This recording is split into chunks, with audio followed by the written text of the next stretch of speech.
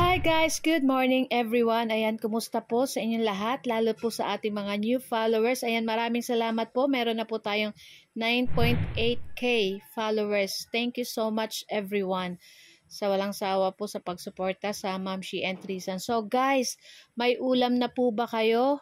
Ayan, kung wala pa, so ito po, itry nyo kung meron kayong sardinas at itlog sa bahay nyo. Naku, napakasarap nitong ating lulutuin. Walang iba kundi itong ating sisig sardines. Nako guys, magugustuhan ito ng inyong pamilya at napakasarap po nito. Pwede nyo pong lagyan guys ng mayonnaise. Para sa akin kahit walang mayonnaise, napakasarap na po nitong ating sisig sardines. So ayan na nga guys, yung ating sardinas. Sasangkutsahin lang natin dito sa ating pan.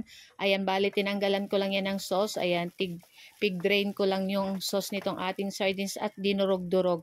Pagkatapos, ayan, idadry lang natin yung ating sardines dyan. Tapos magigisa na tayo dyan ng ating bawang at sibuyas. So naglagay lang tayong konting mantika.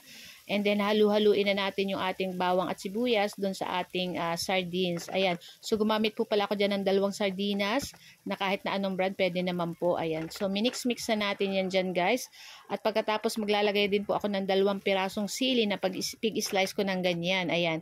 And then meron din po tayong 2 pirasong itlog na binati natin. So yan po yung ating ingredients lang dito sa ating sisig sardines. So napakadali lang po at syempre napakasarap po nito.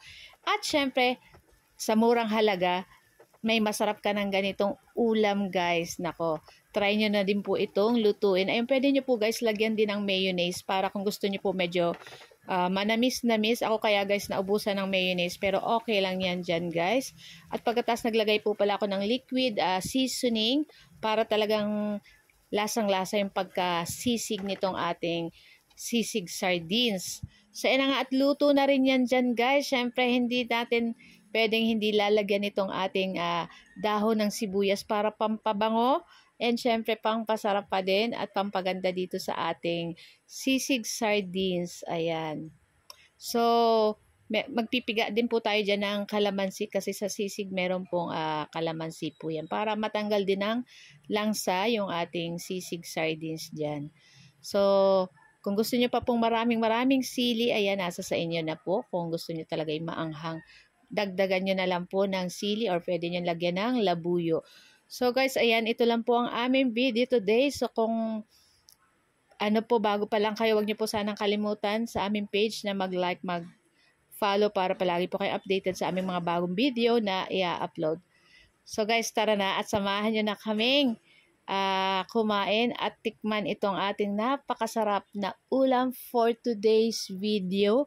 Walang iba, itong ating sisig sardines. Nako guys, kumuha na rin po kayo ng inyong plato at samahan nyo na rin po kaming kumain ng aking 3 sons. Nako, syempre pipiga natin yan ng kalamansi and syempre tatanggalin natin yung buto at baka makain natin. Pagkatapos ay ayan at sumandok na tayo nitong ating super yumming sisig sardines. Nako guys, try nyo na po ito at talagang para maiba naman po yung luto sa ating mga sardinas. Ayan. So guys, thank you for watching. Ayan, see you next video. And ayan, huwag niyo po sanang kalimutan mag-like, mag-comment at pa-share na rin po ng ating video. So guys, thank you for watching. Kainan na, happy lunchtime everyone. Nako, sobrang sarap. No diet na naman tayo today. At ayan na nga, at mainit na naman yung panahon kaya talagang ingat-ingat po.